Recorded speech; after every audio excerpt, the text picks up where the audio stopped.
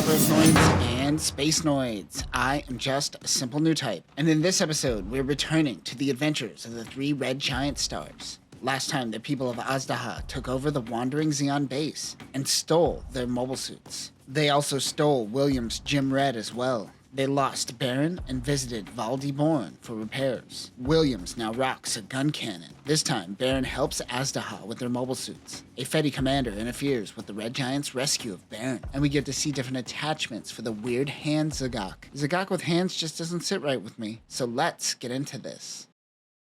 The team is having a briefing. After the Battle of Jaburo, most of Xeon went north to meet up with California base, but they were met with much resistance. So much resistance that some decided to move south of Jaburo, the Wandering Xeon being one of these groups. We learned this isn't a briefing, and Jess Malaby annoying everyone while eating and catching you, the reader, up on what happened. They didn't take the Xeon pilots prisoner, and they are just hanging out with everyone. They are confused. We learned that they ended up abandoning Xeon when all hell broke loose at Jaburo. Valdi says they could work here and pay off all the damage that they did to the facility. The three men's names are Nobi, Esuji, and Eigel. For now, they will help the three red giants as they rescue her granddaughter. Oh hey, confirmed that she is the grandmommy. The three are confused that Williams is from side 3, but fighting for the Fedis. There is a subtle and clever, "is this because I'm black?" joke here, but I don't give Japanese humor that much credit, and I think it's accidental. Valdi thinks that Azdaha may be in Chilecito. At the same time, Kurai learned the same intel. The communications officer's headset is snatched by Lovecell, who tells them they are under her command and to check Chilecito even though she was originally working with Azdaha. Kurai and the boys find this all weird, but this lead that they just got is better than what they are currently doing, which is just wandering. The Regia wants Baron and Seraphi to help fix their mobile suits. We learn that he calls them guests because he intends to give them back once this war is over. They were needed by the people of Azdaha because of a power imbalance. Once balanced, they won't have a need for them. Baron is starting to notice everyone here is really happy. At Jaburo, Malaby in her Gym Red runs into the Red Comet. Char's face is censored because we learn she doesn't know what he looks like. He fires a heat spike and stops her in her tracks. As she goes into attack, she is woken up by Williams. She was dozing off and having a dream. She said she was having a mind battle, but she was dozing off. One comms officer at Jaburo High Command tells Ralph they can't risk saving a civilian at the moment. Another officer takes his mic and says, "You bitches are wasting our resources. Also, I'm gonna be a dick to Shuka." His name is Exiba. Guys, I think this is the enemy of the story. He tells them to continue to look for retreating Xeon. The wandering Xeon runs into an Azdaha Zaku. Kurai adds a new attachment to his left hand. The two begin fighting. As Kurai moves in, the Zaku jumps back, then uses thrusters to double jump and do a backflip. These moves aren't taught in the military, as most would never think to put that much strain on the suit under gravity. Baron and Seraphi decide to help fix the mobile suit if they're used only in self-defense. They were amazed that Kill was able to use the mobile suit at 160% output. Ooh, that engine ain't gonna make it past 200,000 miles. It's a lemon. That is when the Regia appears from the skies, floating down in a parachute made of bats. You heard me. He is cryptic about finding someone, so you are not alone in life. He is trying to be a wingman for his son, Baby. Maybe don't call him Baby if you want him to score. Baby is still working with Lovecell, who is still pushing him to help her.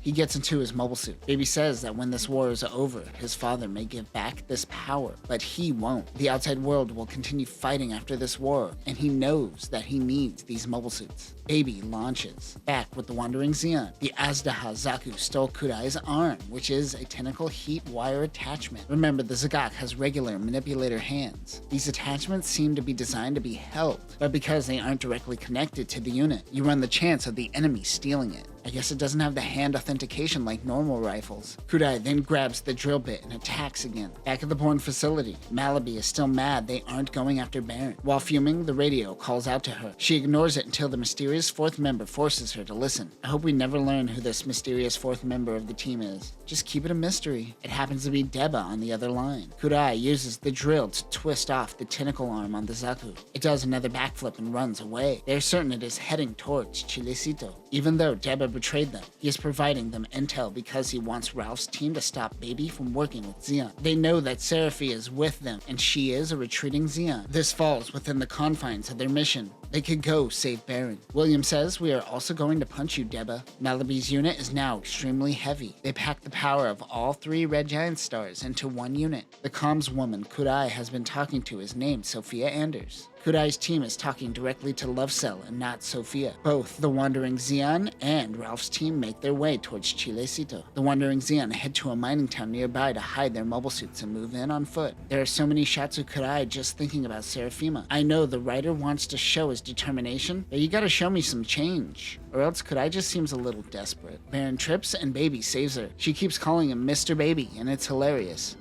Baby-san. He says that he will protect all guests, but she wonders if she has to be a guest to be worth protecting. Nice, Baron knows how to flirt. Baby, however, is struggling to express himself. Kill ruins the moment by telling him that they are being invaded and need to launch. Before leaving, he says he will protect Baron no matter what. That's the best you're gonna get out of him. A heat signature approaches the Wandering Xian. Kudai gets back into the Zagak and whips out a chainsaw sword attachment. It is Kill in the goof, which is now painted black and gold. Kudai is sad to see his mobile suit in those colors. Love Cell mentions that if the Federation pushes hard towards Solomon, then Xion is doomed. Oh, is she wearing Super Saiyan shoulder pad ears just so her shadows look like Char? That's silly. This manga's silly. It seems her plan is to abandon Xion and take control of Azdaha. She looks up at her mobile suit, which is hidden in shadows. While Kudai fights Kill, Zargo and Thomas head into town to find Seraphima. Kill strikes first. She does a sweet front handspring over the Zagak.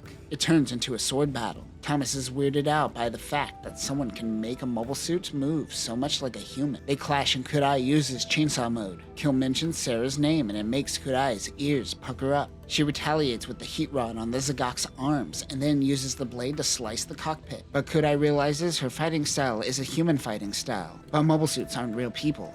That slice did nothing, giving Kudai the opening. As he makes the next strike, another Zagak comes in and blocks the attack. Kill refers to this pilot as Mag, but it is Baby. Am I missing something here? Sarah is watching from the top of the mountain and wonders if it is Kudai. This is a new mobile suit, something that Father said they no longer needed. Kill wonders if Father knows what Baby is doing. Kudai senses something from above. Out of the sky, Malaby gives a nice skadoosh to the Zagak's head. Ralph and Williams are catching up with Malaby, who went off ahead. Malaby's new Gem Red has the Gatlin revolving bazooka. Love Cell is heading towards Chilecito in a gallop. She launches in her Dom FT Custom. The MS-09 Dom FT, or Flight Type Custom, is an upgraded Dom with additional thrusters on the backpack, a rear skirt, and thrusters on the legs, which were taken from a goof flight type. This unit can fly in Earth's atmosphere. Weapons include a 6.2 missile launcher. Malaby looks at the functioning Zagak and says, "It's my #1 fan! Aw, and you have a little horn, like me, that's so cute!" Malaby is the greatest Gundam character ever created. Also, this manga is trying to show me that Kudai is trying to persevere, but he is just getting mogged by everyone in this series. They are both trying to save someone from Azdaha, so they work together for now. And Medea lands at Valdi's facility against her wishes. It is Exiba and Shuka doing an inspection. Valdi is tall, so she just looms over everyone. Exiba sends gems out to look for Xion soldiers. He claims she is harboring them. The gem pilots seem to have been blackmailed into doing this job, and even they don't want to help him. Valda calls Exiba a weak man, and he proves her right by slapping her. The new Gem Red can function quite well in short, mid, and long-range attacks. Zargo and Thomas wonder how they are going to find Seraphima. Then, suddenly, she just shows up. That was easy. Zargo says, like a bolt from blue. Thomas is confused. He says, you know, like lightning from the sky. Thomas says, what the hell is lightning? Spacenoids, am I right? Love Cell makes her way to Azdaha and begin unloading missiles. They happen to hit near where Thomas and Zargo are. Thomas says, "Oh no, it's like a bolt from the blue. You didn't know what lightning was a few seconds ago. Shut up, Thomas." And that will do it for this episode. This might be the best comedy writing in all of Gundam. The comedic timing is spot on and surprisingly translates well, which doesn't always work when it comes to Japanese humor. Next time we will conclude Red Giant, 3rd MS Team. Regia learns that someone is manipulating Baby. Williams and Ralph help Thomas and Zargo, and Thomas uses the core fighter. But that will do it for now, Newtypes. Remember, Xion can make weapons of mass destruction, but they'll always be afraid of lightning. Peace.